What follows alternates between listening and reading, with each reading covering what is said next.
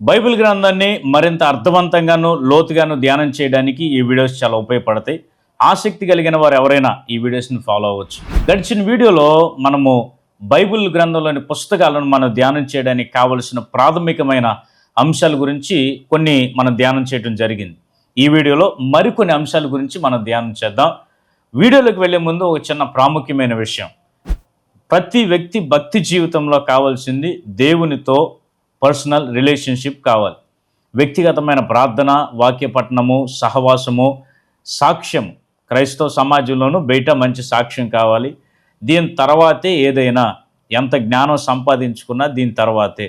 So first అనేది ఈ foundation మనము గట్టిగా ఫౌండేషన్ వేసుకోవాలి. So let's get in to the video. మనకు బైబిల్ గ్రంథంలో మొత్తం 66 పుస్తకాలు ఇవ్వబడి, ఈ 66 పుస్తకాలు కూడా ఒకే విధమైన లిటరేచర్తో రాయబడలేదు. సో ఏదైనా ఒక గ్రంథాన్ని ధ్యానం చేయడానికి వచ్చినప్పుడు మనం ప్రాముఖ్యంగా గుర్తుపెట్టుకోవాల్సిన మరొక ప్రధానమైన విషయం ఏంటంటే identify the type of literature. అది ఏ విధమైన పుస్తకంగా మనకి ఇవ్వబడిందో ముందు మనం తెలుసుకోవాలి.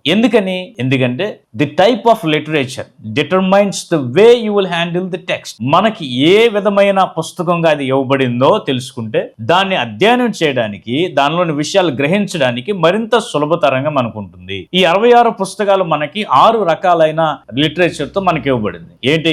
Historical, biographical, poetical, proverbial, prophetical and episode. చారిత్రక పుస్తకాలుగా జీవిత చరిత్రలు ఇవ్వబడినాయి. కావ్య పుస్తకాలు, సామెతలు, ప్రవచన పుస్తకాలు, అలాగే పత్రికలు. ఇన్ని రకాలుగా, ఈ 6 రకాలుగా మనకి ఈ పుస్తకాలు ఇవ్వబడినాయి. మొత్తం 66 పుస్తకాలు. సో ఈ టైప్ ఆఫ్ లిటరేచర్ని మనం అర్థం చేసుకుంటే పుస్తకాన్ని మనం ఏ విధంగా అధ్యయనం చేయాలో మనం నేర్చుకోవచ్చు. Suppose for example history and biography. ఈ 2 పుస్తకాలు ఒకే రకమైన పుస్తకాలుగా మనకు కనబడతాయి. హిస్టరీ ఒక జీవిత చరిత్ర అయినా, ఒక దేశాన్ని గురించి చరిత్ర అయినా, హిస్టారికల్ బుక్స్ అన్నప్పుడు ప్రధానంగా మనం గుర్తుంచుకోవాల్సిన 2 అంశాలు ఏంటంటే every history is based on 2 principles. ప్రతి చరిత్ర 2 ప్రిన్సిపల్ మీద ఆధారపడి ఉంటుంది.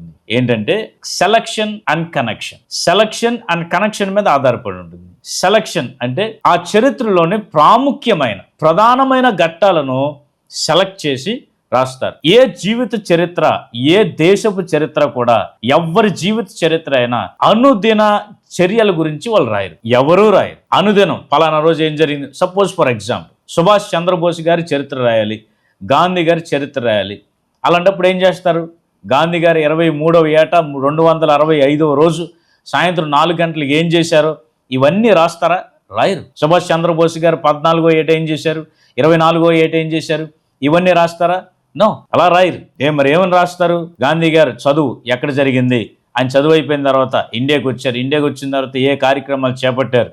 సుభాష్ చంద్రబోస్ గారి గురించి రాసేటప్పుడు ఆయన చదువు ఏంటి, ఆయన దేశ స్వాతంత్ర్యం కోసం ఎలాంటి సంస్కరణలు తీసుకొచ్చారు, ఎలాంటి పోరాటాలు చేశారు, ఇవి రాస్తారు. అన్నిటి గురించి రాయాలి. జీవితం మొత్తం ప్రతిదినము అనుదిన చర్య గురించి రాయాలి. They are the selection of major events of that particular time. ఆ సమయంలో జరిగిన ప్రధానమైన ఘట్టాలు తీసుకుని జీవిత చరిత్ర రాస్తారు.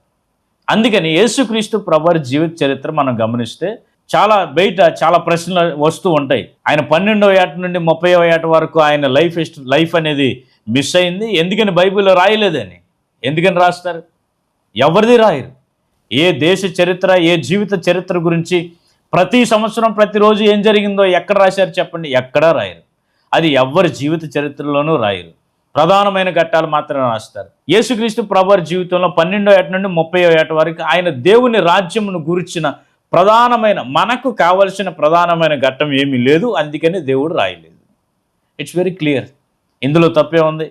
ఏమి లేదు కదా. సో సెలక్షన్ అనేది మనకు తెలియాలి. యోహాను సువార్త 20వ అధ్యాయం 31వ వచనంలో చాలా క్లియర్గా రాయబడి ఉంది.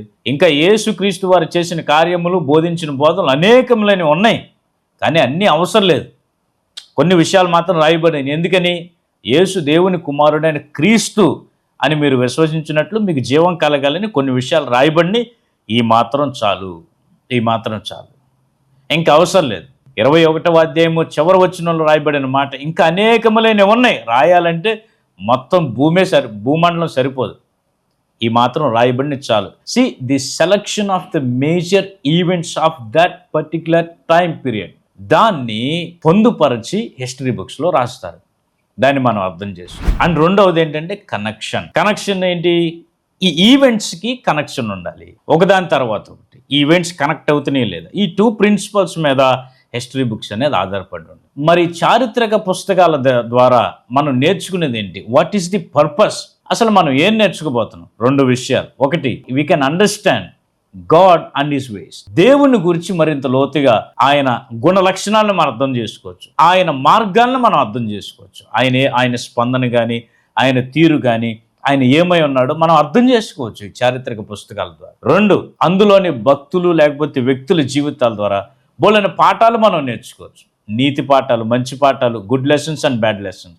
కానీ ఏ చరిత్ర చూసినా సరే దానిలో గుడ్ లెసన్స్ కంటే బ్యాడ్ లెసన్సే ఎక్కువ మనకు కనపడతాం. ఈ 2 ప్రధానమైన అంశాలు మన హిస్టారికల్ బుక్స్ ద్వారా మనం నేర్చుకోవచ్చు. So see the type of literature. రెండవ ఎగ్జాంపుల్ చూడండి, మనం యోబు గ్రంథం నుండి పరమగీతాల వరకు we call it the wisdom of literature, books of wisdom of literature, కావ్య రూపంలో ఉన్న పుస్తకాలు అని మనం పిలుస్తాం. చూడండి, ప్రధానంగా ఇవి మనం ధ్యానం చేసేటప్పుడు మనం ఏమి జ్ఞాపకం చేసుకోవాలంటే గుర్తుపెట్టుకోండి. ఫర్ ఎగ్జాంపుల్, సామెతల గ్రంథాన్ని మనం చదివేటప్పుడు we need to remember that it is not a book of promise or prophecy. సామెతల గ్రంథంలో ఇవ్వబడిన మాటలన్నీ కూడా మనకి ప్రామిస్ కాదు, వాగ్దానం కాదు, దేవుని మాటలు వాగ్దాన రూపకంగా మనం ఇచ్చింది కాదు. సామెతల గ్రంథం మనకి ఏం నేర్పిస్తుంది? Proverbs teach us the way of life. ఈ విధంగా చేస్తే మన జీవితంలో ఈ విధంగా సుఖవంతంగా ఉండొచ్చు అనే అంశాల గురించి మనకి నేర్పిస్తుంది. కానీ they were not the promises of God. దేవుని వాగ్దానాలు కాదు, దేవుని ప్రవచనాలు అంతకంటే కాదు. ఫర్ ఎగ్జాంపుల్, సామెతల గ్రంథంలో 22వ అధ్యాయం 6వ వచనంలో బాలుడు నడవలసిన త్రోవను వాడికి నేర్పించు, వాడు పెద్ద అయిన తర్వాత దాని నుండి తొలగిపోడు అనే మాట ఉంది. దీన్ని ప్రామిస్గా మనం ఏ విధంగా తీసుకుంటాం? చాలా మంది చిన్నప్పుడు చాలా భక్తి జీవితంలో పెంచుతారు, పెద్ద అయిన తర్వాత వాడు మాట్లాడి వాడు చెడిపోతాడు. సో ఇప్పుడు మనం దేవుడిని ఏమని క్వశ్చన్ చేయాలి? ప్రభు, నువ్వు చెప్పావు, నువ్వు ప్రామిస్ చేసావు, నేను అలాగే పెంచాను, వాడు పెద్ద అయ్యేంత వరకు నా మాట అన్నాడు, తర్వాత మాట వింటలేదు, నువ్వు మాట తప్పావని దేవుడిని మనం ఏ విధంగా అడగలం? మనకి డిఫరెన్స్ అనేది తెలియాలి. ప్రామిస్కి, ప్రవచనానికి, వీటన్నిటి గురించి మనకి డిఫరెన్స్ అనేది మనకి తెలియాలి. మరొక అంశం చూడండి, ప్రసంగి గ్రంథం 9వ అధ్యాయం 11, 12 వచనాల్లో మనం చూస్తే అదృష్టవశం అనే మాట రాయబడి ఉంది, తర్వాత అశుభ దినం అనే మాట రాయబడి ఉంది. మనకి good days and bad days ఏమి లేవు. Every day is a good day, every day is made by God. ప్రతిరోజు కూడా దేవుడు మనకి ఇచ్చిందే, గుడ్ డే అని లేదు, బ్యాడ్ డే అని లేదు. సో ఈ విధమైన లిటరేచర్ గురించి మనం తెలుసుకున్నప్పుడు దానిలోని సారం, దానిలోని వ్యత్యాసాలు ఏదైతే ఉందో దాన్ని బట్టి మనం బుక్స్ని మరింత అర్థవంతంగా మనం నేర్చుకోవడానికి మనకు ఉపయోగపడుతుంది. రాబోతున్న వీడియోస్లో మరికొన్ని విషయాలు, బుక్స్ని మనం అర్థం చేసుకునే విషయంలో మరొక ప్రాముఖ్యమైన విషయాన్ని గురించి మనం ధ్యానం చేసుకుందాం. God bless you. ఆమేన్.